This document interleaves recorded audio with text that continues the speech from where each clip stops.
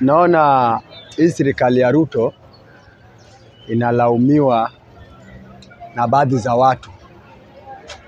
Wanasema imekuaje Raila ameingia kwa serikali ambaye imeshindwa kufanya kazi. Mimi nawaambia hivi, Raila serikali zote yeye amefanya kuitwa, kwa sababu serikali bila Raila haiendi popote. Wacha niwaambie leo wa Kenya na mnisikize kwa makini sana. Mimi kijana ambaye nimesimama hapa nasikia wengine wananiongelea vibaya, lakini mimi naambia tu kweli. Serikali ya Moi Raila alikuwa. Serikali ya Kibaki Raila alikuwa. Serikali ya Uhuru ndiye alimuita. Hizo serikali zote ni Raila anaitwa. Mwache kuwekea Raila maneno ati Raila anaenda kwa serikali ya mtu. Yeye anafanya kuitwa.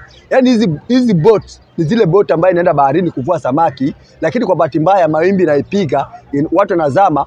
Sasa wanaita mtu ambaye anaweza kumuokoa ambaye anaitwa Raila Amolo Odinga. Sasa Raila Amolo Odinga akisaitwa ili aokoe hii boti watu wasizame. Uliona vile Ruto alisema mwenyewe hii serikali sio haitakuwa na nusu mkate. Na hii serikali hatahitaji Raila katika serikali yake kwa sababu aliharibu ya Kibaki na karibu ya Uhuru. Hii yake hatakubali.